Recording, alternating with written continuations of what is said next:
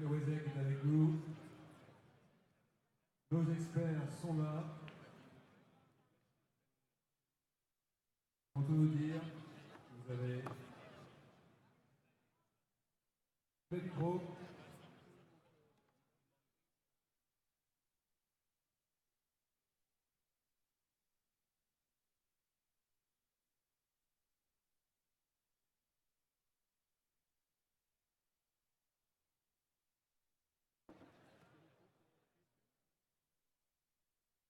Deuxième conférence commence maintenant.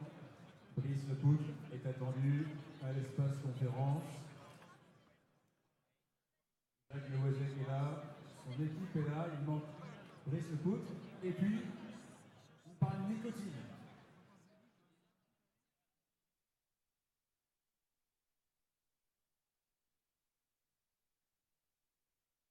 Jacques, la scène est à vous.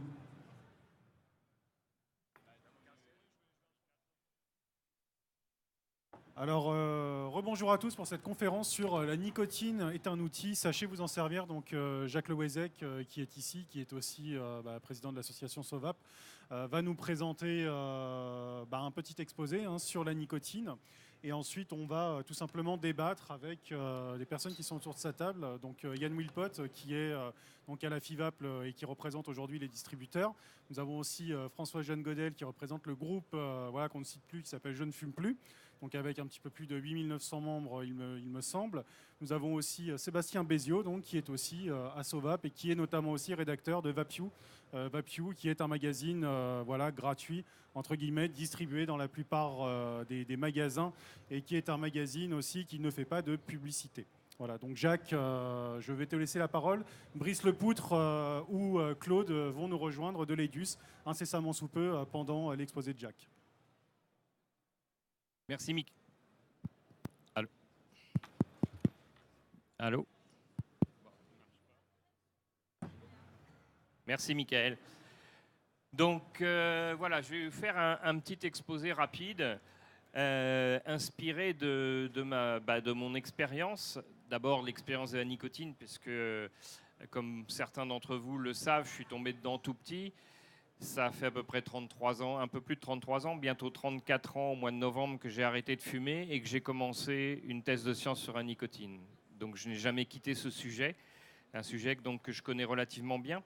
Mais c'est surtout dans les boutiques de vape et à l'occasion des formations que j'organise aussi bien pour les professionnels de santé que pour les professionnels de la vape, que je me suis frotté aux fumeurs, que j'ai pu vérifier l'utilité bien évidemment de la vape pour arrêter de fumer et surtout faire prendre conscience à tout le monde que la nicotine, c'est le moteur. C'est quelque chose que je connais depuis longtemps, que j'ai pratiqué aussi par exemple avec les substituts nicotiniques. En tant que tabacologue, je suis aussi tabacologue, je suis scientifique et tabacologue. C'est quelque chose qu'on maîtrise déjà depuis de nombreuses années. C'est-à-dire qu'effectivement, pour la plupart des gros fumeurs, un patch seul ou des gommes seules ne vont pas fonctionner. Il va falloir associer les produits de façon à obtenir une dose de nicotine qui est suffisante. Et avec la vape, c'est la même chose, sauf qu'on a des contraintes qui ont, entre autres, été introduites par la réglementation européenne. Et l'une des plus fortes contraintes, si ce n'est bien évidemment la limitation des volumes des fioles de liquide, mais c'est surtout le dosage maximal. Et surtout le dosage maximal dans un état d'esprit de la profession de la vape, où malheureusement cette nicotine n'est pas prise suffisamment en compte et où on se trouve avec des systèmes qui sont non adaptés aux débutants et avec des fabricants de liquides qui n'osent pas aller jusqu'à des valeurs de 18, 19, 20 mg par millilitre et malheureusement avec des liquides trop souvent sous-dosés. Le problème du tabagisme, c'est la fumée, c'est la combustion. Ce n'est pas la nicotine.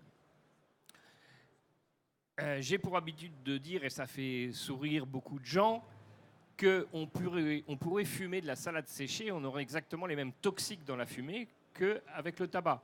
Le problème du tabac, ce n'est pas le tabac en soi, et surtout pas la nicotine, c'est la combustion.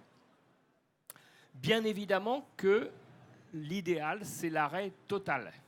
Et avec la vape, et c'est le conseil que je donne dans mes formations, aussi bien aux professionnels de santé qu'aux professionnels de la vape, il est important que le fumeur qui rentre dans une boutique arrête de fumer le plus rapidement possible.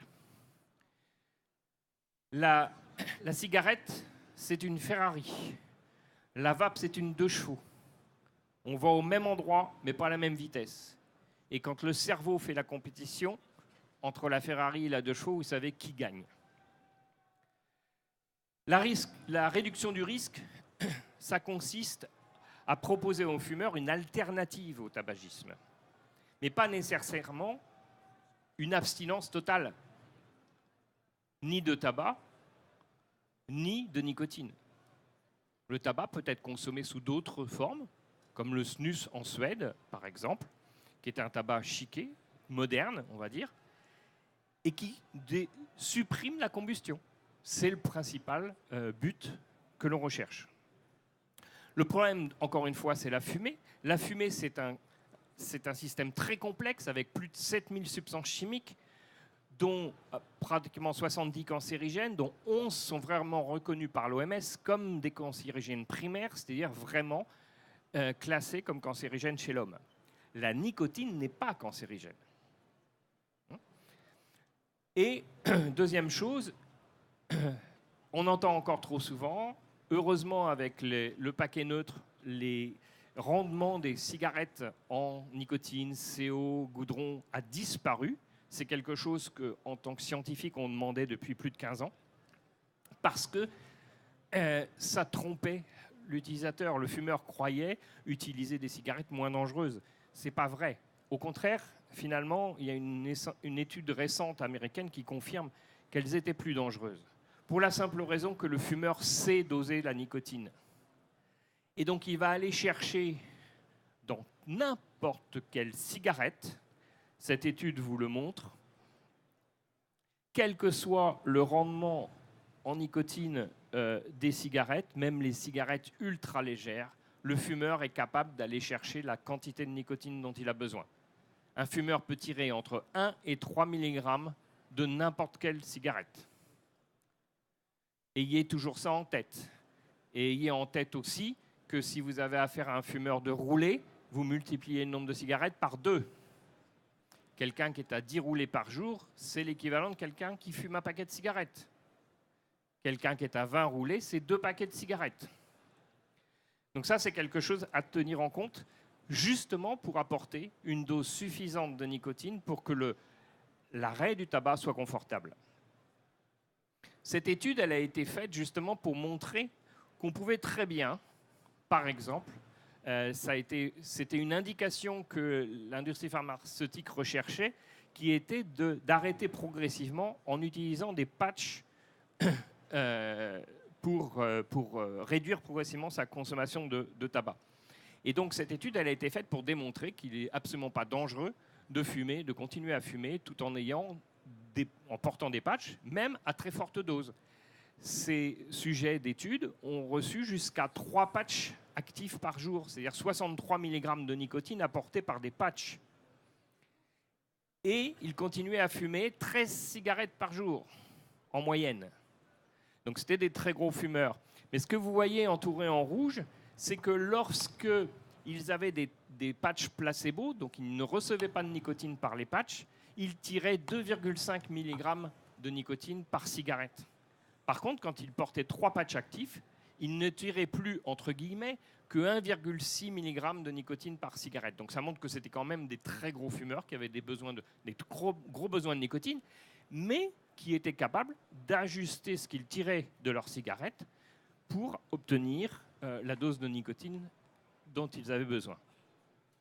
Le problème du tabagisme aussi, il vient du fait que la nicotine reste très peu de temps dans l'organisme. La demi-vie d'élimination de la nicotine est de 2 heures. En pharmacologie, ça veut dire qu'au bout d'une nuit de sommeil, vous n'avez plus de nicotine dans le sang.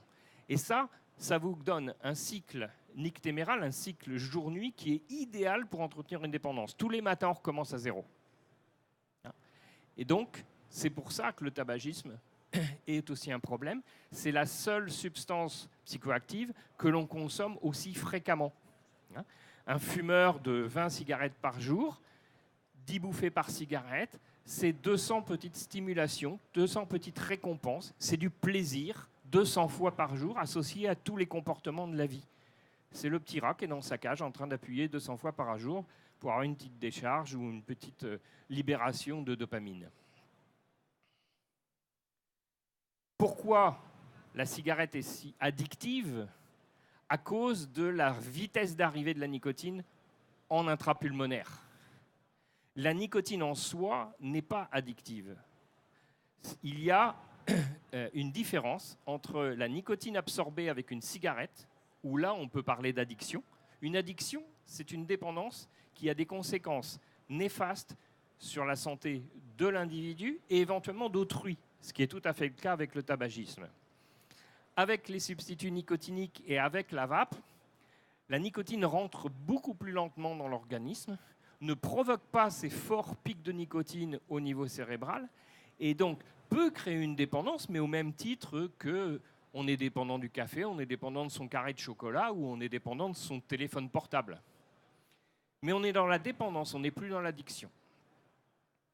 Donc ça, c'était quelque chose qui est très important à faire comprendre aux fumeurs parce que ça fait 30 ans en France que dans toutes les campagnes anti-tabac, on tape sur la nicotine. On ne tape pas sur la fumée, on tape sur la nicotine.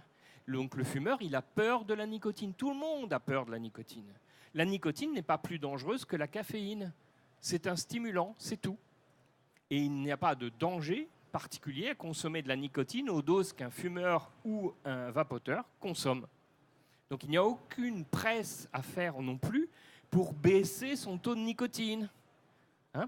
Quand on voit en boutique, parce que je l'ai vécu avec des patrons de shop, etc., on voit arriver des gens qui ont commencé avec du matériel non adapté, en 6 mg, alors qu'ils fumaient un paquet et demi de cigarettes par jour, juste ça ne peut pas le faire. Donc là, il va y avoir aussi un travail à demander aux professionnels de la vape, c'est de fournir des systèmes qui permettent de délivrer de fortes doses de nicotine avec un tirage relativement serré, comme on a pu connaître au début de la vape, et qui malheureusement, à cause de 2-3% de population, on va dire, geek, fait que la vape s'est détournée de son but principal, qui est de faire arrêter les gens de fumer. Que la vape devienne du plaisir, tant mieux, et c'est pour ça que ça marche. Le plaisir, c'est la clé. Mais la première chose, et le premier rôle d'une boutique de vape, c'est d'aller chercher les fumeurs. Sauf que, en tout cas en France et dans beaucoup de pays, on ne peut pas faire de publicité. Votre meilleure publicité, ça sera vos clients. S'ils sont satisfaits, si vous leur apportez le service qu'il faut, s'ils arrivent à arrêter de fumer facilement, d'autres fumeurs viendront franchir la porte de votre boutique. Encore une fois, ça c'est pour illustrer le fait que la vape c'est une 2 chevaux, la cigarette c'est une Ferrari. Ce qu'on obtient en 5 minutes avec une cigarette, il va falloir vaper entre 30 et 45 minutes pour l'obtenir. Et ça, il faut le faire comprendre au fumeur. Il va falloir lui faire comprendre qu'effectivement, son comportement va changer, que la consommation de nicotine va être beaucoup plus régulière au cours de la journée. Et que oui, on va lui dire autour de lui, mais tu l'as tout le temps à la bouche, tu es tout le temps en train de tirer dessus, etc. Oui. C'est normal, on n'est pas sur le même mode de consommation et pour obtenir la bonne dose de nicotine, il va falloir vaper plus régulièrement qu'on ne le faisait avec des cigarettes. Et comment fait-on pour conseiller un fumeur ? Le premier leitmotiv, le premier mot, c'est rassurer. Un fumeur, il a la trouille. Il a la trouille d'arrêter de fumer. Et il a surtout la trouille d'avoir mal. Et c'est là où la vape est une révolution dans l'arrêt du tabac, c'est qu'elle permet d'arrêter pour la première fois dans le plaisir et plus dans la douleur. Et c'est ça qui fait que ça fonctionne. Mais pour autant, ça ne fonctionne que si l'on utilise des doses de nicotine suffisantes au début. Pour vous donner une indication, en boutique, lorsque j'interviens, et c'est ce que je transmets aux boutiques que je forme, quelqu'un qui est au-delà d'un paquet de cigarettes par jour, je lui conseille systématiquement de rajouter un patch au plus fort dosage pendant quelques temps. Le 18 mg ne sera pas suffisant, qui est le taux qu'on trouve le plus fréquemment, on va dire, et encore pas dans tous les liquides. Donc il faudra un patch, ça pourra durer 15 jours, 6 mois s'il faut. Ça va faire une transition et à un moment donné, on arrête le patch et on continue. Et surtout, on prend son temps pour baisser la nicotine. C'est votre corps qui doit décider quand est-ce qu'on baisse la nicotine, ce n'est pas vous. Ce qui se passe si on baisse trop tôt, ben on le voit régulièrement. D'abord, ben c'est une surconsommation. Quand on baisse brutalement sa nicotine, ben on consomme plus de liquide. Et puis, il y a du manque qui s'installe de façon insidieuse. On ne s'en rend pas compte au jour le jour. Et puis un jour, pof, on se retrouve dans une situation à risque, une soirée un peu arrosée, etc. Et pof, on rechute. Donc surtout, surtout, ne jamais se presser. Alors, sur le choix du matériel, on a de moins en moins de matériel adapté aux débutants. Il va vraiment falloir faire quelque chose, les fabricants, pour revenir à des choses qui permettent d'arrêter de fumer dans le confort. Un fumeur a besoin d'un tirage serré, pas d'un tirage aérien. Il va s'étouffer avec un tirage aérien. Et ça ne permet pas d'utiliser de fortes doses de nicotine. Donc il faut des atomiseurs qui soient polyvalents ou qui soient destinés aux primo-accédants avec un tirage relativement serré. Pour l'instant, on n'a pas beaucoup de choix sur le marché. Sorti du GSR, du Nautilus 2, il n'y a pas beaucoup de choix. Et il y a des très beaux atos qui sortent, magnifiques, oui, mais avec des résistances en 0,2, en 0,5 au mieux. Non, non, ce n'est pas du tout adapté aux débutants. N'oublions pas les débutants, il va falloir qu'on s'intéresse aux fumeurs. Et c'est avec des résistances élevées, de l'ordre de 1,5, et des liquides fortement dosés. Le liquide, c'est pareil. Le liquide, le fumeur a besoin d'être rassuré, bien évidemment. Il va s'orienter quasi systématiquement sur un liquide tabac, parce que le mot tabac rassure. Éventuellement sur de la menthe, parce que la menthe est un anesthésique et va faciliter l'inhalation. Il faut savoir que dans tous les tabacs, dans toutes les cigarettes, il y a du menthol, même celles qui ne sont pas dites mentholées, à très faible dose, mais suffisante pour avoir un effet anesthésique. Et c'est pour ça que le fumeur va tousser lorsqu'il va tester la vape. Il va falloir lui apprendre à vaper. Il va falloir lui montrer qu'une bouffée de vape, c'est au minimum 3 secondes, et que plus sa bouffée va être importante, moins il va tousser. Et le choix de la dose de nicotine, bien évidemment. Alors, je vous ai mis une petite indication, mais qui n'est qu'une indication, puisqu'on sait déjà de toute façon que le nombre de cigarettes par jour est un très mauvais indice et ne veut rien dire. Vous pouvez avoir des petits fumeurs de 5-6 cigarettes, mais ça peut être aussi d'anciens fumeurs qui étaient à plus que ça et puis qui ont réduit et qui contrôlent leur consommation. Mais vous pouvez avoir quelqu'un qui est à 5-6 cigarettes et qui va être aussi dépendant que quelqu'un qui fume un paquet par jour. Parce que peut-être qu'il va prendre 3 mg par cigarette, lui, au lieu d'en prendre 1. Donc le nombre de cigarettes ne veut pas toujours dire quelque chose. Et il m'arrive, moi, en boutique, de faire démarrer des petits fumeurs avec du 18 mg. Pourquoi ? Quand un fumeur fume une cigarette, que ce soit un petit fumeur ou un gros fumeur, il a la même sensation. Une cigarette, c'est une cigarette. Et d'autant plus s'il contrôle sa consommation, il va tirer beaucoup plus sur sa cigarette. Donc il a besoin d'une forte dose. Il va moins vaper au cours de la journée. Il vapera moins qu'un autre puisqu'il a besoin, a priori, de moins de nicotine. Mais par contre, quand il tirera sur son appareil, il aura une satisfaction, il aura un plaisir qui va éliminer l'envie de fumer. Donc, ne pas limiter le dosage en nicotine de ce qu'on appelle les petits fumeurs. Ils peuvent avoir besoin d'un fort dosage. Voilà, c'était un peu ce que moi j'ai pu apprendre de ma propre expérience. Et puis surtout, voilà, Les boutiques, allez acheter le Vapiou. Aucun fumeur qui rentre dans une boutique ne doit ressortir sans son Vapiou. Il va avoir toutes les informations nécessaires. Hein, et entre autres, ce que je viens de vous dire là, eh bien, mon article est contenu dans ce numéro du Vapiou. Hein. La nicotine est un outil, sachez vous en servir. Voilà. Ça va aussi rassurer le fumeur qui vient pour se mettre à la vape et son entourage. Et merci Sébastien pour ce formidable outil, parce que les boutiques qui le font et celles que je visite et que je suis te remercient, parce que c'est vraiment un outil extraordinaire pour faire démarrer les gens.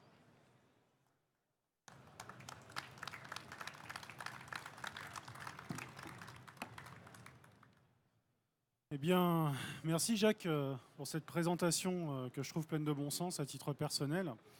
Je vais d'abord vous demander de faire un petit tour de table afin de vous présenter, parce que je vous ai présenté rapidement un petit peu avant la présentation de Jacques, donc histoire que tout le monde vous identifie bien. Donc Yann, si tu peux commencer s'il te plaît.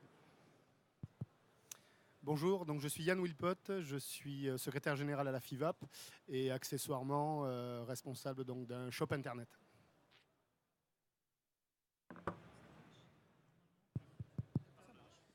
Bonjour à tous, moi je m'appelle Françoise Godel et je suis du groupe Je ne fume plus sur Facebook. Bonjour à tous, je m'appelle Sébastien Béziot. À l'origine, je suis un ex-fumeur qui s'est mis à la vape. Et puis ensuite, j'ai créé un blog qui s'appelle Vapiou. J'ai créé un petit magazine qui s'appelle Vapiou. Et puis avec Jacques, on a créé l'association Sovap. Jacques est président, je suis vice-président. Dernièrement, j'ai vu un film, je ne citerai pas le nom parce qu'on ne va pas déborder, mais j'assume complètement le mot d'activiste. Je me considère comme un activiste. Je ne suis pas du tout un lobbyiste, mais je suis un activiste. Voilà, et je le revendique. J'avais un petit peu peur de ce mot, mais aujourd'hui, je le revendique sans souci. Je pense que Jacques, la présentation fut bonne. Moi, je vais avoir une première question pour la partie professionnelle. C'est vraiment une question qui m'importe.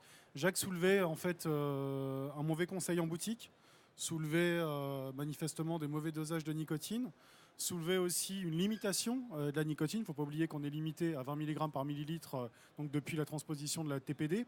Petite question, c'est est-ce que cette limitation déjà pour toi est abusive? La nicotine est-elle pour toi un outil?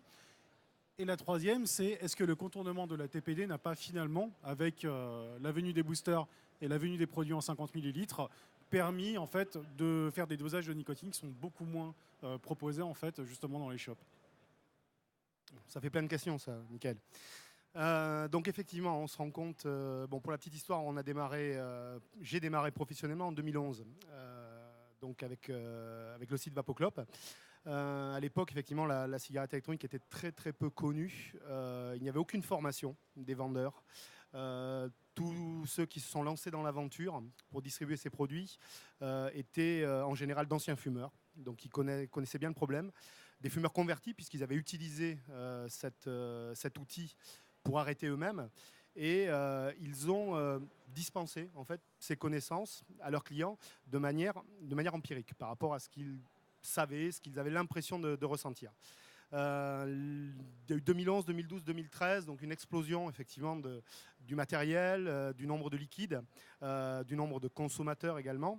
Et effectivement, il y a eu une petite perte de sens à un moment donné, 2014. Il y a beaucoup plus de ventes et de boutiques que de clients, que de personnes intéressées. Et il y a eu une petite modification du marché. Donc Jacques en parlait tout à l'heure, le matériel tout d'abord. Alors effectivement, le matériel aujourd'hui n'est plus véritablement adapté aux néo-vapoteurs, enfin aux débutants, aux fumeurs.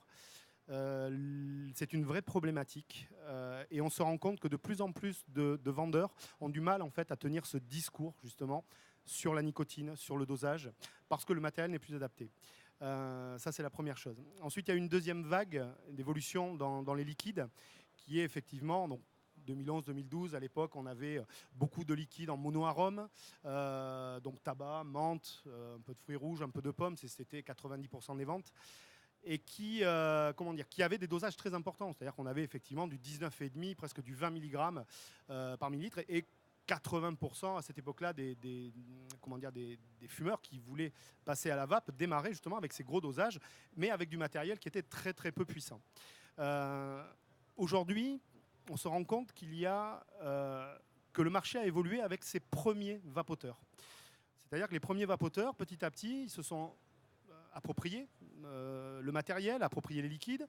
Ils ont voulu tester. Voilà, donc beaucoup ont initié le dye. Voilà, un peu de recettes, un peu de mixture, un peu de dosage. Et le marché, que ce soit le marché du liquide comme le marché du matériel, a suivi cette demande des premiers vapoteurs qui sont aujourd'hui des anciens vapoteurs, des geeks, des professionnels de la vape presque. Et le marché les a suivis, malheureusement. Et ça, je rejoins Jacques. On a de plus en plus de problèmes aujourd'hui en boutique par rapport à des vendeurs qui arrivent, qui veulent se lancer effectivement dans ce domaine-là sans avoir été des précurseurs, par rapport aux conseils. Parce qu'en fait, tout ce qu'ils ont sur leur étal, dans leurs étagères et dans leurs vitrines, ce sont des produits pour des vapoteurs qui connaissent déjà la vape, qui maîtrisent déjà, qui ont besoin de sensations alors qu'ils ont déjà diminué énormément leur taux de nicotine. Et le problème se trouve ici. Effectivement, aujourd'hui, on sent bien que les professionnels de la vape, même s'ils le veulent, même s'ils sont compétents, ils ont beaucoup de mal à proposer des produits adaptés aux primo-accédants. Donc effectivement, peut-être un appel aux fabricants de matériel, un appel aux fabricants de liquide, pour essayer de ne pas oublier qu'aujourd'hui, il y a une toute petite partie du travail qui est fait. Alors, en termes de nicotine, on se rend compte qu'elle est diabolisée, même chez les vendeurs. Elle est diabolisée. Alors moi, je vais vous prendre juste une petite expérience. Je suis arrivé ce matin de Bordeaux dans le train avec mon collègue, et puis on était quasiment seul dans le compartiment. Et puis le contrôleur est venu faire son petit passage habituel, et on avait nos cigarettes électroniques posées sur la table. Il s'est arrêté, il dit: vous nous rangez ça. Bon, on ne peut pas les laisser sur la table. Ah non, vous comprenez, vous allez tenter les gens fumeurs qui sont potentiellement dans le wagon. Et c'est interdit à la SNCF. C'est interdit d'utiliser, mais ce n'est pas interdit de le poser sur la table. Et puis on est parti dans une discussion. Et ce contrôleur n'était pas fumeur. Par contre, il m'a soutenu et il m'a promis et juré que la nicotine était cancérigène et que c'était ça qui rendait malade dans le tabac, et que comme il y avait de la nicotine dans la vape, c'était exactement le même problème. Donc, un des sujets, si on veut vraiment aider les fumeurs aujourd'hui, c'est vrai, c'est suivre la démarche de Jacques ou de Sébastien. C'est l'information. C'est l'information. Mais l'information, elle doit surtout se faire au niveau de ceux qui sont en contact avec la clientèle, c'est-à-dire la formation des shops. Alors bien sûr, les shops physiques, les shops sur Internet, il faut qu'ils soient formés, mais c'est un petit peu plus compliqué. Il y a moins de contact avec le client. Mais la première approche qu'un fumeur va avoir de la vape, ça va être le premier magasin et le premier vendeur qui va la rencontrer. Si le conseil n'est pas bon, si la nicotine dans le message est diabolisée, on peut être sûr que ça ne fonctionnera pas. Donc effectivement, pour répondre à ta question, je parle, Michael, on a un vrai problème aujourd'hui de connaissance, de formation des vendeurs, enfin de toutes les personnes, que ce soit des vendeurs, des responsables de service client, qui sont en contact avec la clientèle, qui pour la plupart maîtrisent parfaitement le matériel et les liquides. Ils sont capables de vous dire exactement quel goût a tel liquide qui vient juste de sortir, ou comment on peut modifier n'importe quel paramètre d'une box ultra high-end. Mais est-ce que c'est vraiment ça, et c'est la question qu'il faut se poser, la réalité de notre métier aujourd'hui? Et ça on en parlera demain, puisqu'il y a un sujet sur la professionnalisation de la branche. Mais aujourd'hui, nous sommes des distributeurs, des vendeurs, en contact avec la clientèle, mais pas de n'importe quel produit. On n'est pas des médecins, mais quelque part, on est à mi-chemin entre effectivement un vendeur en boutique et un professionnel de santé. À mi-chemin, ni l'un ni l'autre. Et certains ont tendance à oublier un peu trop qu'on n'est pas des pousseurs de carton, on n'est pas là pour vendre la plus jolie box, etc. Bien sûr, il faut faire plaisir. Mais le premier enjeu, c'est déjà d'éloigner le plus durablement possible les consommateurs du tabac. Et ça nécessite effectivement une connaissance, et même avec de l'empirisme, même avec beaucoup d'expérience, il faut quand même que tous les vendeurs pensent à apprendre et à s'enlever certaines idées préconçues qu'ils ont certains encore, et notamment sur la nicotine. Donc si je comprends bien, merci Yann pour cet exposé fort intéressant. Si je comprends, il faudrait harmoniser aujourd'hui la proposition du matériel et la proposition des dosages de nicotine. Il faudrait aussi instaurer ou imposer limite une formation qui soit une formation adaptée à la clientèle que l'on reçoit. Moi, je constate aussi dans cette diabolisation de la nicotine, et c'est là où je vais en venir à toi, Françoise, avec Je ne fume plus, où on hésite généralement aussi à proposer des patchs, à proposer de la sophrologie, à proposer d'autres solutions en fait, qui permettent aux fumeurs d'arrêter sereinement tout en utilisant la vape aussi parfois à 0 mg avec un patch et de la sophro. Donc comment toi tu approches aujourd'hui sur le groupe cette population de fumeurs, quelles sont vos propositions parce que je pense que vous n'êtes pas uniquement orienté vape, même si vous avez un groupe qui est spécialisé vape, mais vous avez une approche qui semble manifestement beaucoup plus large et qui permet d'avoir des résultats aussi beaucoup plus certains. Dans l'arrêt du tabac, chacun choisit sa méthode, hein, tu sais. Il y en a qui arrêtent de fumer comme ça. Je fume plus. Il y a des gens qui arrêtent de fumer en se collant des patchs. Il y a des gens qui arrêtent de fumer en vapotant. La différence avec la vapote, c'est ce qu'a dit Jacques, c'est le plaisir. C'est tout. C'est la grande différence. Et c'est le taux de succès aussi qui fait cette différence-là. Maintenant, comme il a été dit, il y a un vrai gros souci au niveau des dosages. Les gens, ils fument, et moi la première, hein, j'ai fumé 30 ans. 30 ans comme un pompier. Et quand j'ai arrêté de fumer, j'avais hâte d'être débarrassée de ce truc-là. C'est-à-dire, on tourne la page. Hop, j'arrête de fumer. Vous me mettez un petit truc, là, pendant 2-3 mois, je veux bien. Et puis après, la liberté. Hein. Et puis si je prends un truc comme ça, est-ce que je ne vais pas devenir dépendant? Et qu'est-ce qu'il y a là-dedans? Doctissimo, il a dit que c'était mauvais pour le cœur. Et si je continue à consommer ce truc-là, ça va être pareil que la clope, je vais devoir à nouveau me sevrer, 2 sevrages en un, non merci. C'est ça toutes ces questions. Et la question, et ça a été dit et redit, et moi j'insiste là-dessus, les gens fument un paquet ou 2 par jour et pensent qu'en se serrant la ceinture avec 6 mg de nicotine en dosage, ça va le faire. On serre les fesses et on avance. Alors que c'est exactement le contraire. Dans un sevrage tabagique, il faut saturer les récepteurs. Il faut leur donner à bouffer jusqu'à ce qu'ils ferment leur gueule. Ça, c'est la première chose. Et ensuite, on va diminuer. Pourquoi? Parce que ce n'est pas le même mode de distribution. On n'est pas dans un shoot, on n'est pas dans une drogue dure, on est dans une dépendance dont on va apprendre à se séparer. Mais la question, c'est aussi cette séparation. Parce que les jeunes, les personnes qui arrêtent de fumer, ils arrivent avec une question. Est-ce que je ne vais pas rajouter une dépendance si je prends la vape? Mais si je vapote, comment je vais faire pour arrêter? On a des gens comme vous, comme la plupart des gens, qui vont en faire aussi un mode de vie. Moi, c'est ce qui m'a intéressée quand je suis arrivée ici ce matin. Je me suis dit, on a des vapoteurs qui ont cette dimension identitaire du vapoteur. Beaucoup de personnes qui arrêtent de fumer ont aussi peur de ça. Il faut savoir parler aussi du fait que la vape est un outil, 1, de réduction de risque, 2, pour quitter le tabac. C'est un outil de sevrage. Et il y a un moment où certaines personnes vont aussi être amenées à diminuer les dosages de nicotine et pourquoi pas, si elles le souhaitent, à arrêter la vape. C'est une question qu'on a de plus en plus a priori de l'arrêt du tabac. Quand les gens s'intéressent à la vape, ils demandent « Mais est-ce que si je prends ça, est-ce que je ne vais pas avoir du mal à arrêter ?» Et je crois qu'il faut oser parler de ces questions-là aussi dès le départ. Parce que cet outil-là, qui est un outil de sevrage tabagique, il pose aussi ces questions-là. Outil de sevrage, ça me permet de réagir. On a un peu les fesses entre 2 chaises, et Yann le précisait très bien tout à l'heure. Donc, c'est-à-dire qu'on propose des produits qui permettent à des gens d'arrêter de fumer, mais on n'est pas des toubibs. Comment on gère ça? Ouais, moi, j'ai pour habitude de dire, et je le clame haut et fort, y compris à la DGS, que les boutiques de vape sont des acteurs de santé. Vous êtes des acteurs de santé.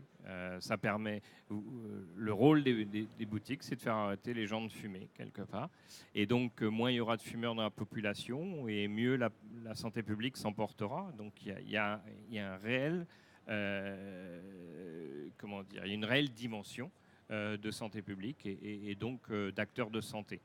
Je voulais rebondir sur l'histoire de cette dépendance, etc.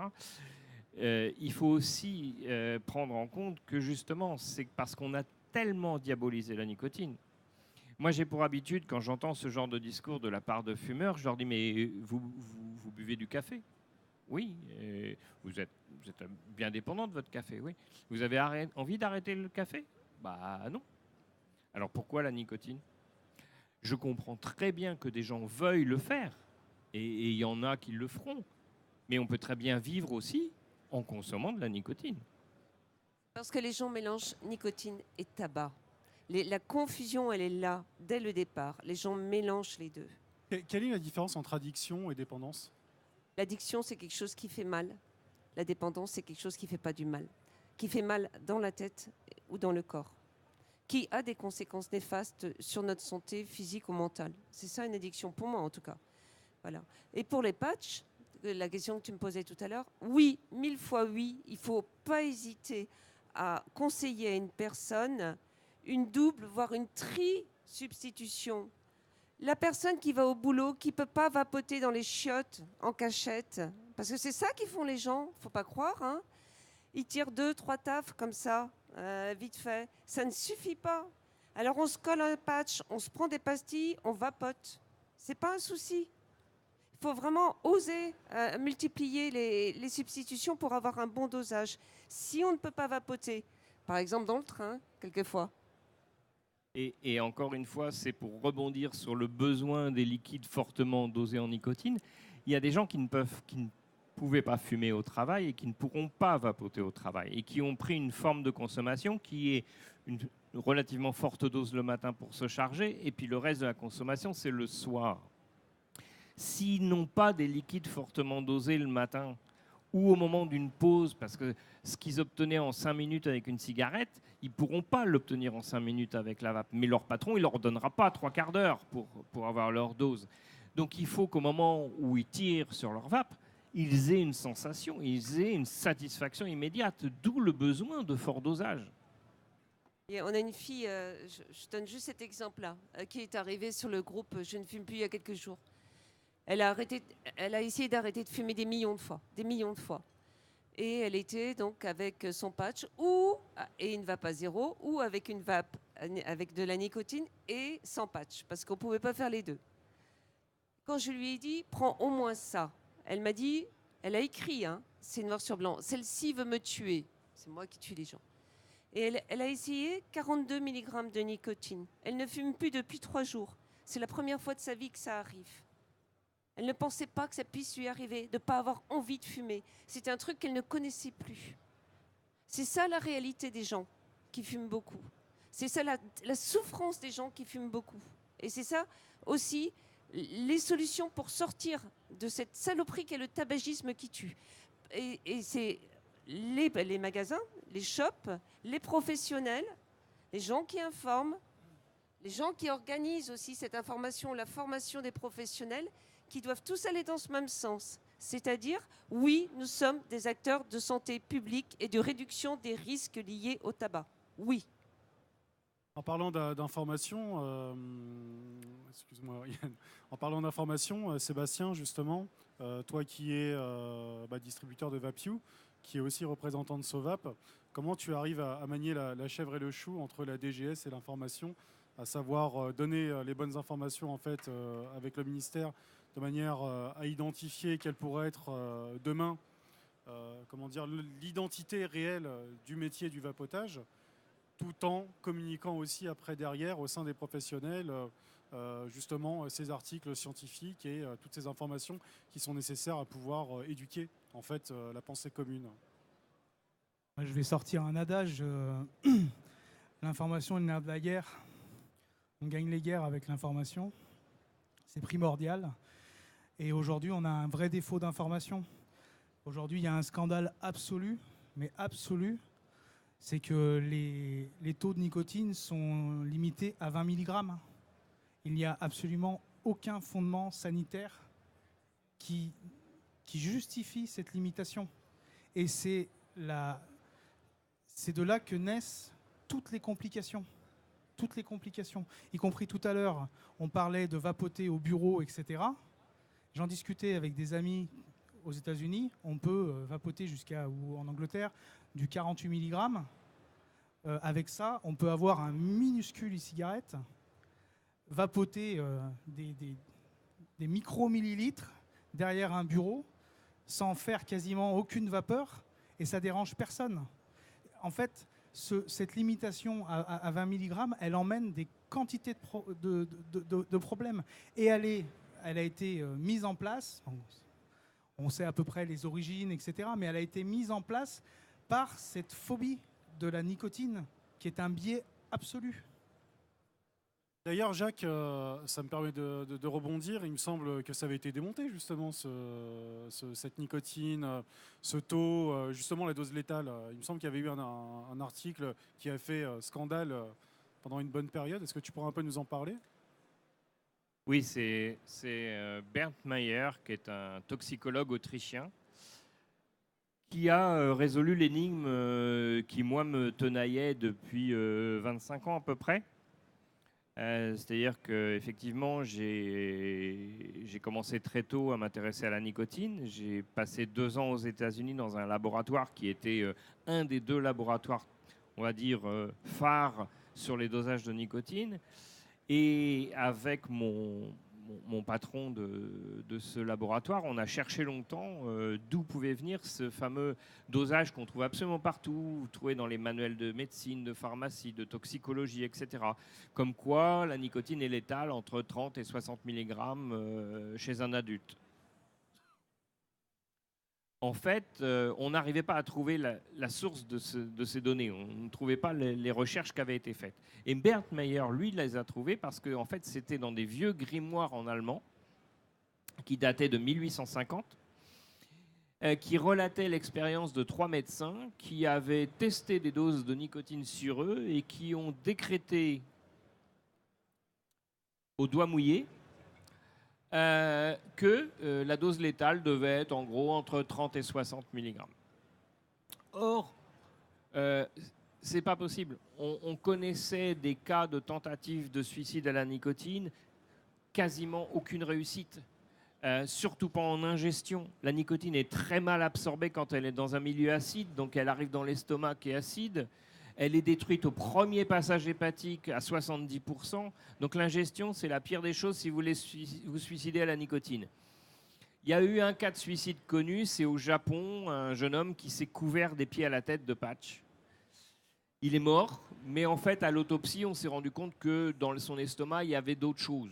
Donc on n'est même pas sûr que ce soit la dose de nicotine. Malgré cela, Bernd Meyer s'est basé sur ces 2-3 cas connus pour faire une évaluation. Et donc, de façon très précautionneuse, il dit que c'est au minimum entre 500 et 1000 mg, non pas ingéré, mais absorbé. Ça veut dire qu'il faut qu'il y ait beaucoup plus qui soit ingéré, par exemple, pour obtenir 500 à 1000 mg dans le sang. Et c'est probablement plus que ça. Donc la nicotine n'est pas si dangereuse qu'on veut bien le faire croire.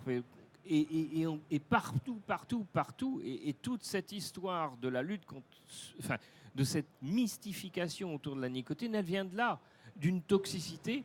Personne, depuis 150 ans, n'avait jamais remis en cause que cette toxicité, en fait, n'était pas la vraie toxicité de la nicotine. Alors, en entendant ça, on a Sovap autour de la table, parce que Françoise fait aussi partie de l'association Sovap en tant que membre. On a aussi la FIVAP. Et la question sera, pour ces 2 associations, est-ce que demain, il y a une volonté de lutte à faire exploser ce taux de manière à ce qu'il devienne rationnel ? Bien sûr. Moi, je crois que c'est une nécessité. Moi, ça fait quasiment 30 ans que je me bats pour que la nicotine soit reconnue comme une substance consommée dans la société. Personne n'a à redire sur le fait qu'on consomme du café, du thé, de l'alcool. Pourquoi interdire l'utilisation de la nicotine alors que ça n'est qu'un stimulant comme un autre et qu'elle ne présente pas de danger lorsqu'elle est utilisée autrement que dans une cigarette? Yann, petite question sur le matériel, parce qu'on parle de nicotine, on parle de dédiabolisation, pardon. On parle aussi de bonne diffusion de la nicotine. C'est quoi le bon matos en termes de réglage, concrètement? C'est quoi la bonne cigarette électronique? C'est quoi le bon taux de nicotine? Techniquement, si je suis fumeur de un paquet, que je regarde les slides de Jacques et que je dois être à 18 mg, qu'est-ce que je prends comme résistance et qu'est-ce que je prends comme puissance, en fait? C'est super intéressant, mais en fait, le plus intéressant, c'est là que c'est passionnant de travailler dans ce milieu. C'est comme il n'y a pas un fumeur identique, aucun profil identique. On retrouve la même chose chez les vapoteurs. Donc aujourd'hui, on a la chance d'avoir un panel de liquide, un panel gustatif, des taux de nicotine et de matériel assez large. Et je vais revenir à ce que je disais tout à l'heure. Le gros du travail, c'est toute cette... alors tous les vendeurs le savent. Hein, qu'est-ce qu'on fait? La première chose qu'on a un client, on fait une découverte. Voilà. Mais en général, c'est une découverte pour des motivations d'achat. Là, on ne doit pas se positionner en tant que vendeur. On doit se positionner en tant qu'accompagnateur. Et on a à notre disposition tout un panel de matériel et de liquide, et il faut l'adapter après minimum un quart d'heure, 20 minutes, une demi-heure de discussion, d'échange avec le fumeur.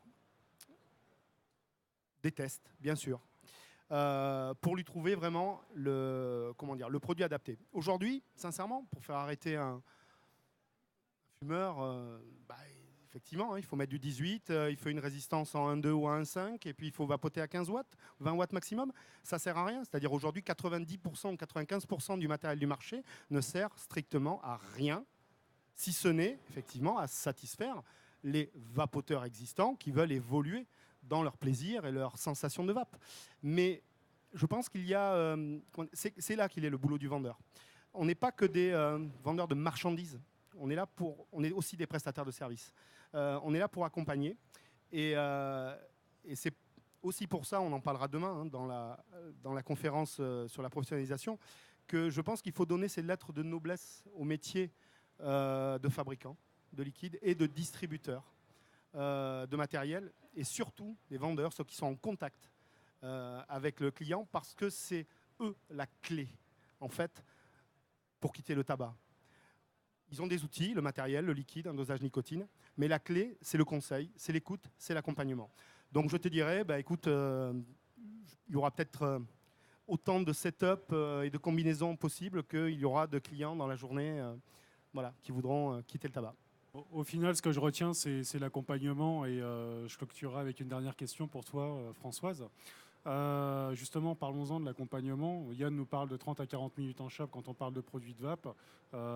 Vis-à-vis de la population à laquelle tu es confronté, un accompagnement, ça peut durer longtemps. Est-ce que c'est pareil? Est-ce qu'il y a une prise en charge? Est-ce qu'il y a des questions? Est-ce que c'est dur? Comment ça se passe exactement?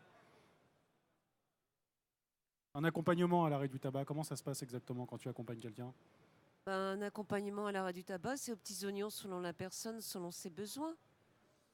Tu as des gens qui vont avoir besoin d'être accompagnés, qui auront besoin d'être rassurés beaucoup, tenus par la main tout le temps. Tu as des gens qui très vite vont intégrer un certain nombre de choses avec une dépendance qui sera plus physique et qui ça va rouler, qui reviendront de temps en temps te dire youpla hop, ça roule, ça marche. C'est vraiment très très particulier l'arrêt du tabac. Le tabac, c'est un produit multi-usage dans nos vies. Le tabac, il avait investi toutes les sphères de nos vies. Hein. Le tabac, c'est lié à nos émotions, c'est lié à plein de choses. Hein. On ne va pas revenir là-dessus, on n'est pas là pour ça.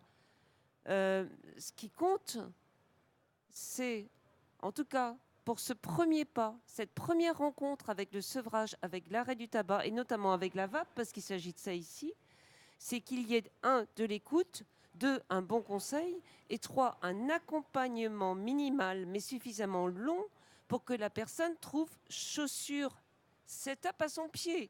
C'est-à-dire qu'elle trouve le matériel, l'arôme, le dosage qui va lui convenir et qu'elle sache qu'elle peut revenir. Il faut prendre rendez-vous, il faut dire écoutez, vous essayez, on se revoit dans 3 jours.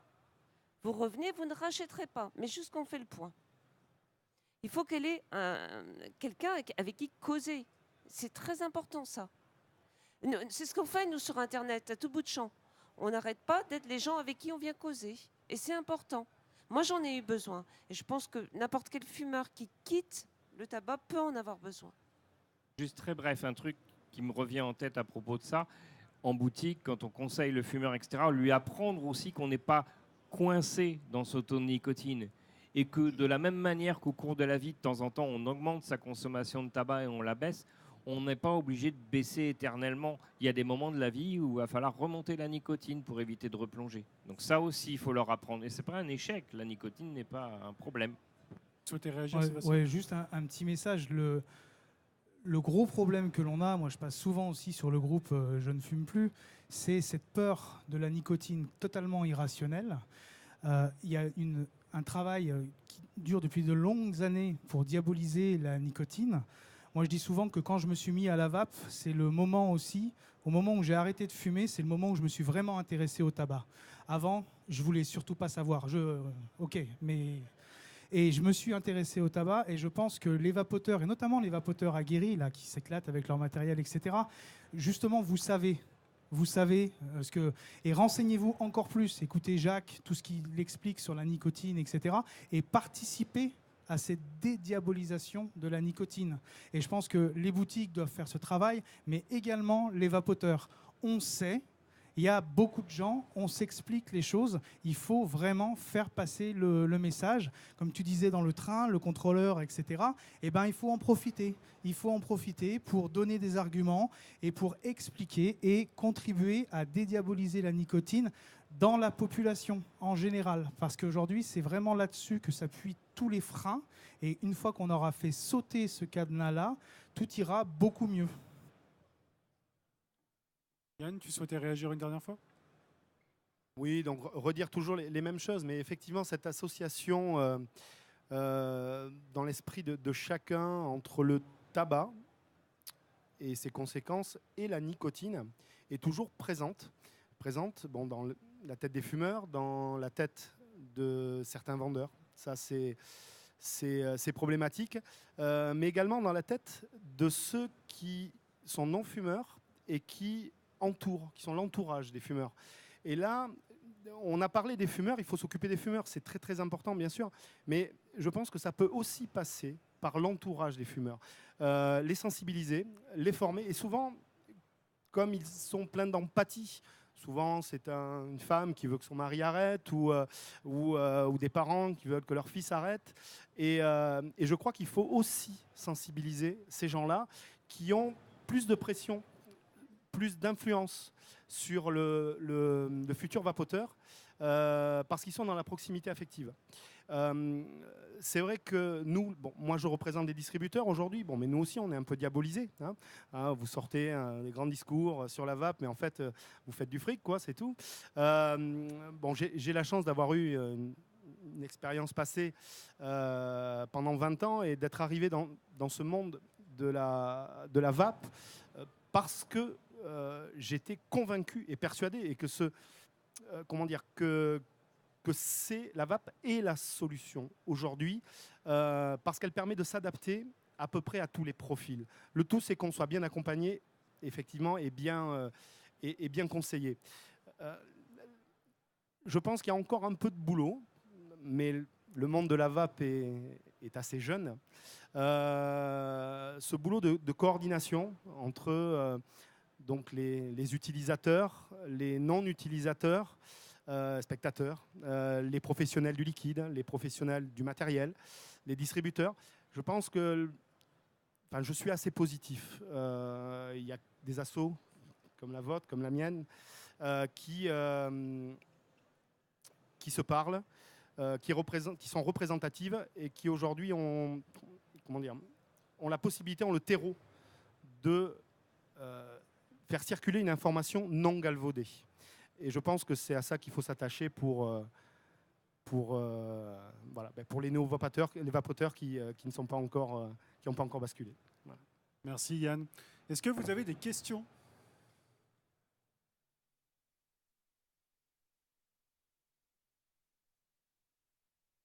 Bonjour Nelly, j'ai eu une boutique de vape pendant un certain nombre d'années.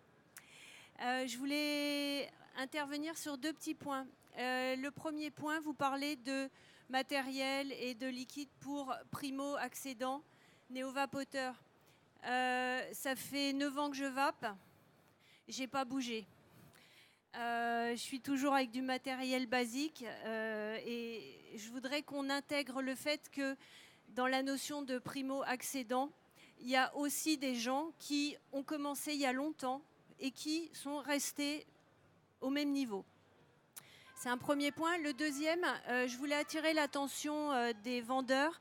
Il y a une population qui est pas mal oubliée. C'est les personnes âgées. Il y a une vraie problématique très particulière parce que c'est des gens qui ont commencé à payer le prix du tabac. J'en fais partie. Et on les voit peu en boutique. Moi, j'ai eu la chance d'avoir une boutique dans un village de 10 000 habitants avec beaucoup de personnes âgées. Et ils sont très souvent, ils ont du mal à franchir la porte des boutiques parce que les boutiques sont souvent orientées plus jeunes, 20, 30, 40 ans. Au-delà, voilà. Donc je pense qu'il y a un gros travail à faire en boutique aussi sur les personnes de plus de 50 ans. Voilà.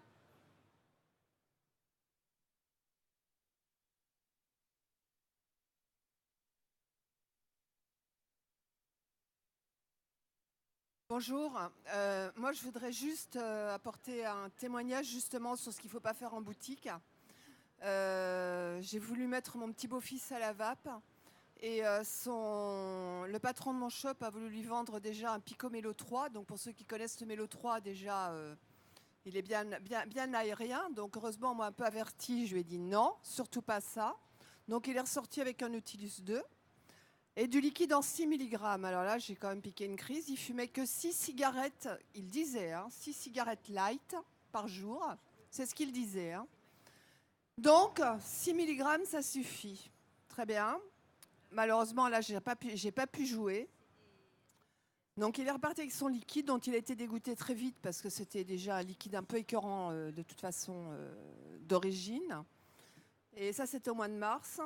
Le vendeur a eu le culot de lui dire également que c'était pas grave s'il continuait à fumer 2-3 cigarettes par jour, donc c'était juste la moitié de ce qu'il prétendait fumer.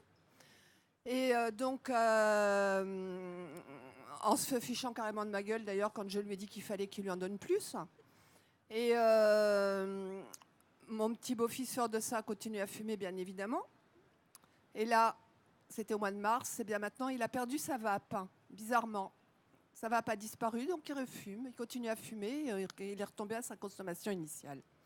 Voilà, je remercie beaucoup du coup le patron de ce shop parce que voilà, c'est une des fumes qui est loupée parce que pour récupérer ça, bonjour.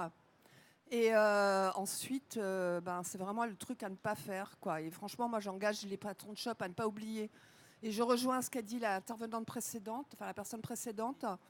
Effectivement, moi j'ai remonté mon taux de nicotine alors que je vape depuis 6 ans parce que je m'étais aperçue que, poussée par la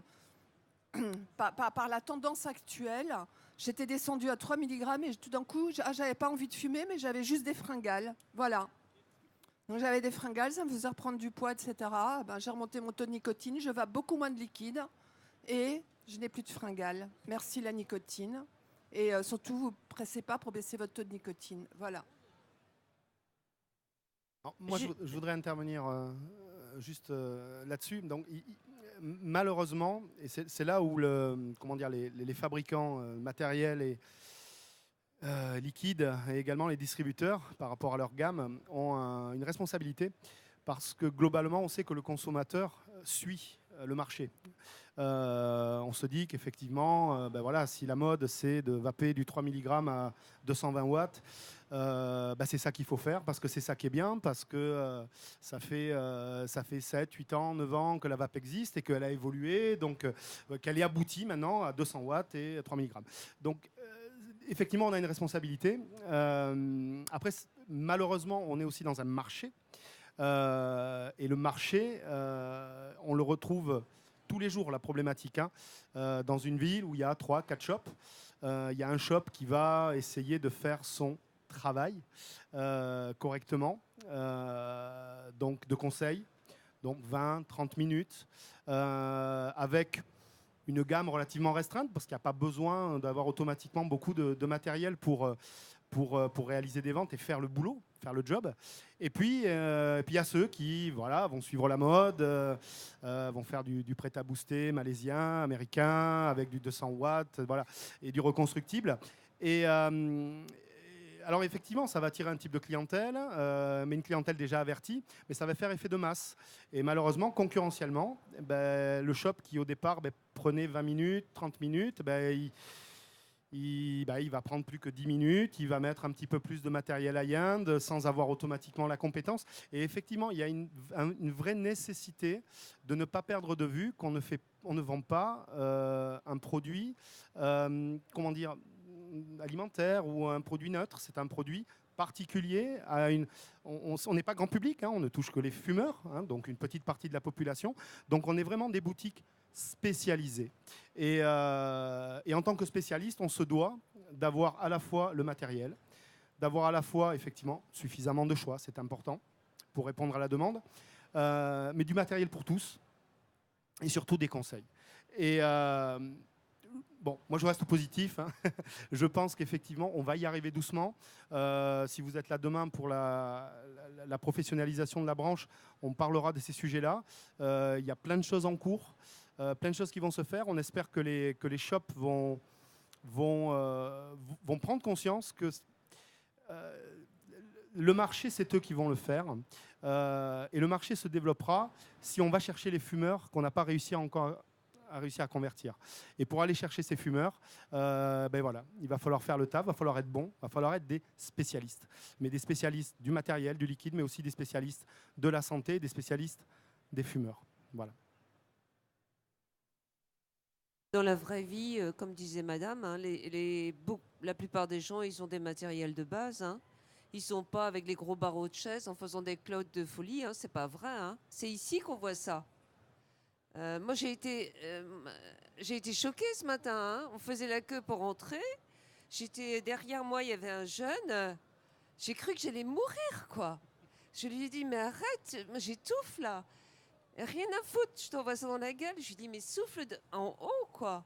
Et rien. Mais le geek de la vape, c'est lui qu'on entend, c'est lui qu'on voit sur Internet, c'est lui qui fait des vidéos, c'est lui. Mais les gens classiques qui arrêtent de fumer, qui vapotent, ils ont un matériel de base, des liquides de base qu'ils achètent en ligne ou dans leur shop. C'est ça, en vérité. C'est important qu'il y ait des gens qui aillent chercher, qui aillent en parler, qui testent des nouveaux matériels, tout ça, c'est très bien. Mais en vrai, les gens cherchent un matériel fiable, qui coule pas, qui casse pas trop, enfin, des trucs de base, quoi. C'est ça que cherchent les gens. Et qui soit suffisamment fiable, solide et efficace, surtout, qui envoie, quoi, comme on dit.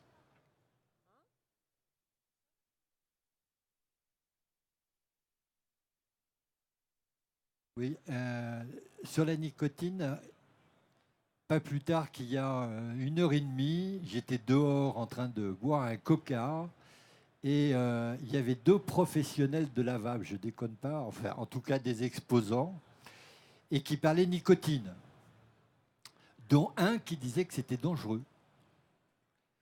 Et la meilleure preuve, c'est qu'il a montré à son pote l'article sur Wikipédia.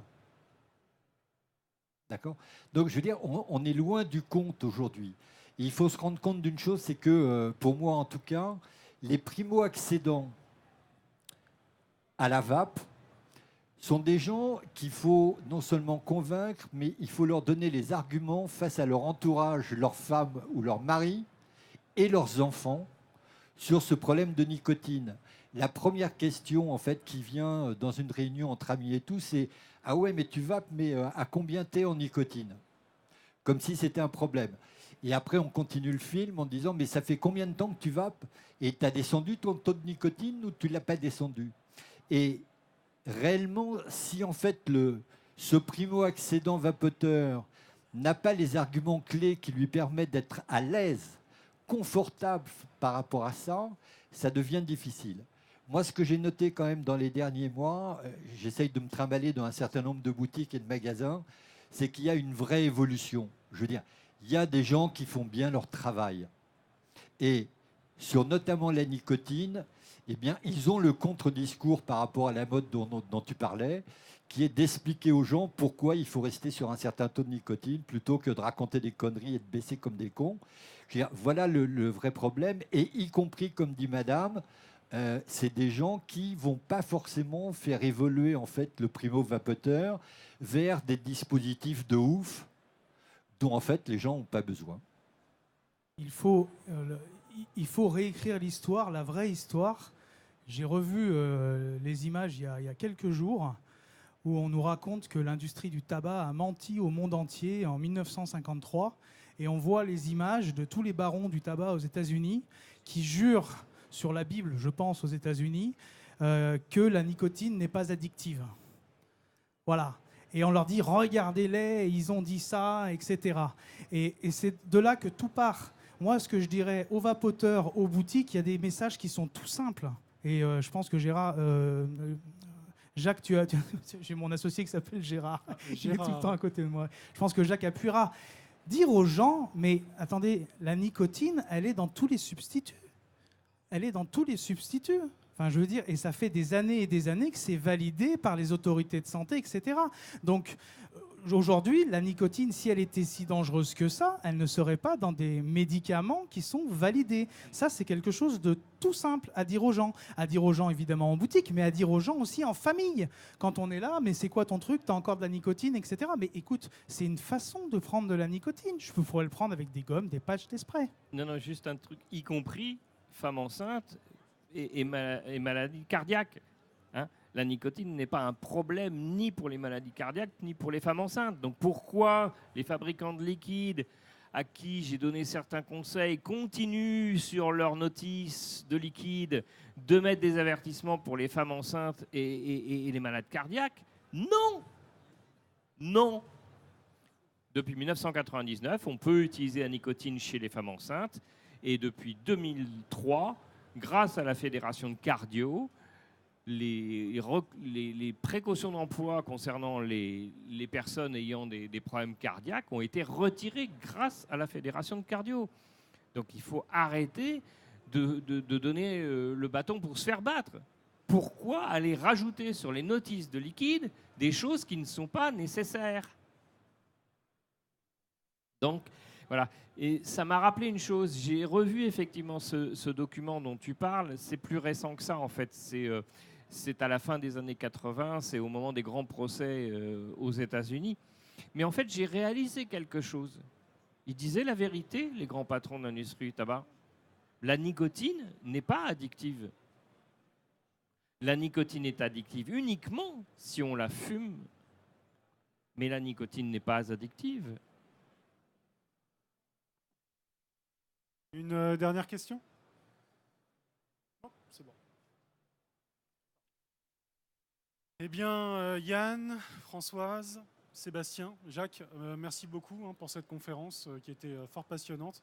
Et puis, je vous donne rendez-vous demain matin, voilà, pour la prochaine conférence. Et je vous souhaite à tous un très bon Vape Expo et une très bonne fin de journée. Voilà.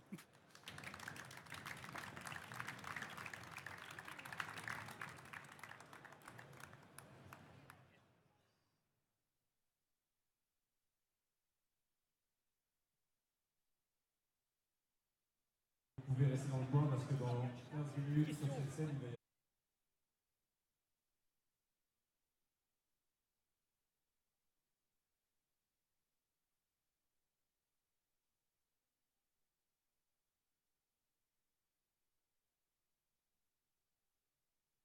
avoir Jacques Le Wezek est avec nous. experts sont là.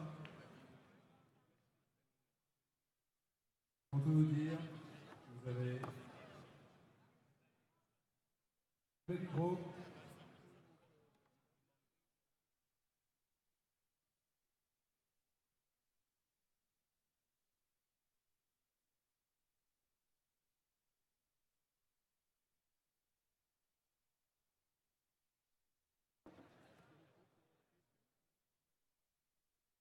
Deuxième conférence commence maintenant. Brice Lepoutre est attendu à l'espace conférence. Jacques Lewezek est là, son équipe est là, il manque Brice Lepoutre.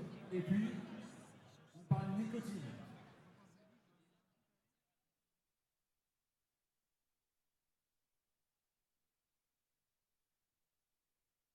Jacques, la scène est à vous.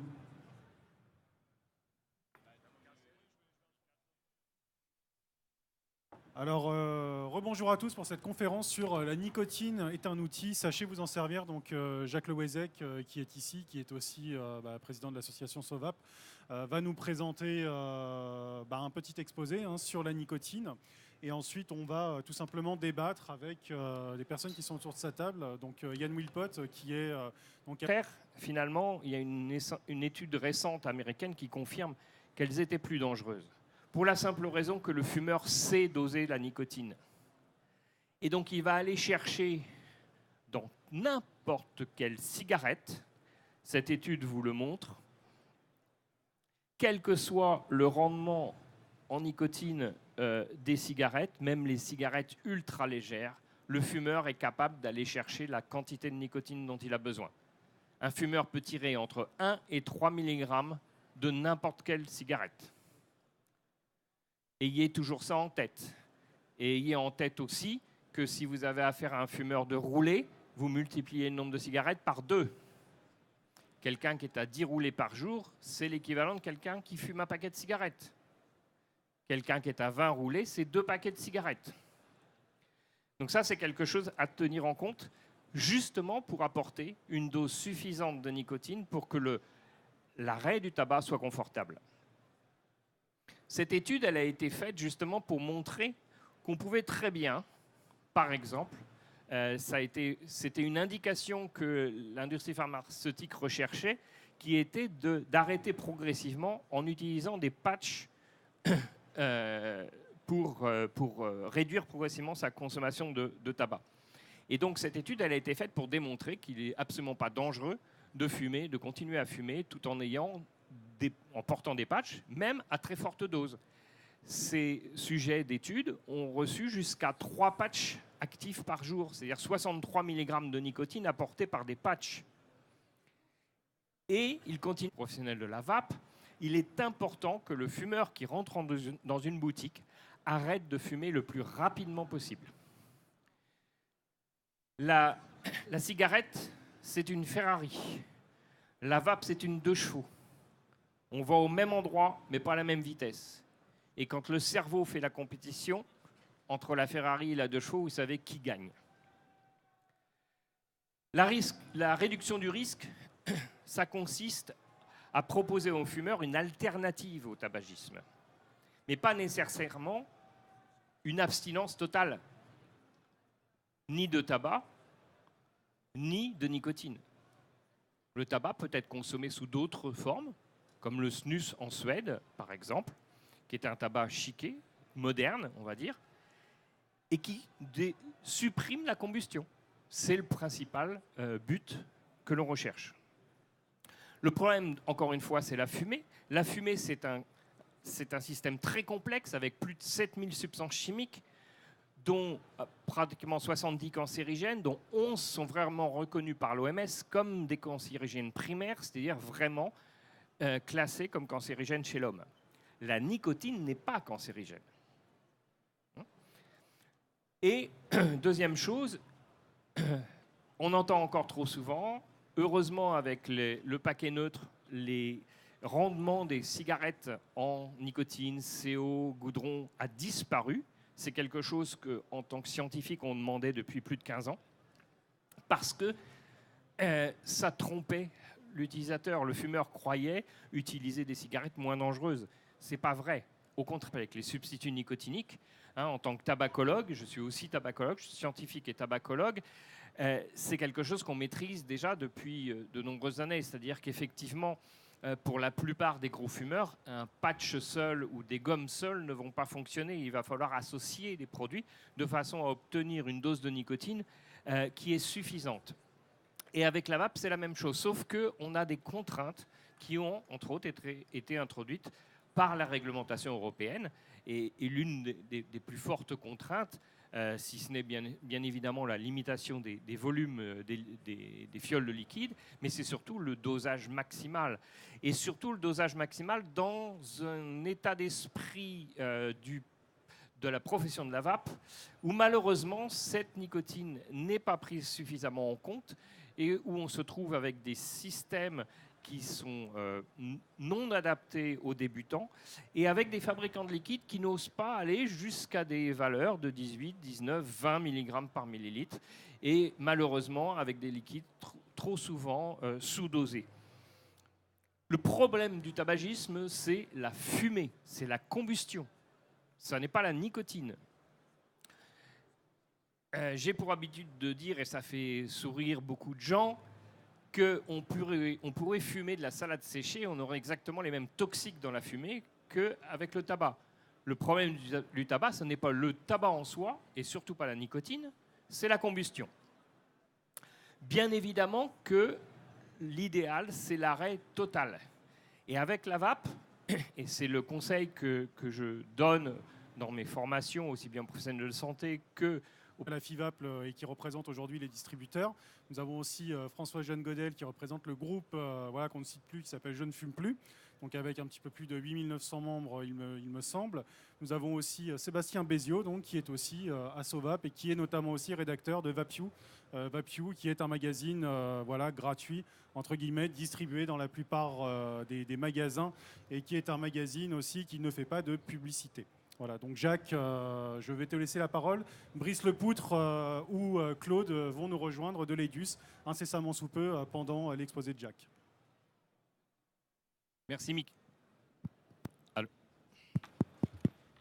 Allô. Merci, Michael. Donc, voilà, je vais vous faire un petit exposé rapide, inspiré de mon expérience. D'abord, l'expérience de la nicotine, puisque, comme certains d'entre vous le savent, je suis tombé dedans tout petit. Ça fait à peu près 33 ans, un peu plus de 33 ans, bientôt 34 ans au mois de novembre que j'ai arrêté de fumer et que j'ai commencé une thèse de science sur la nicotine.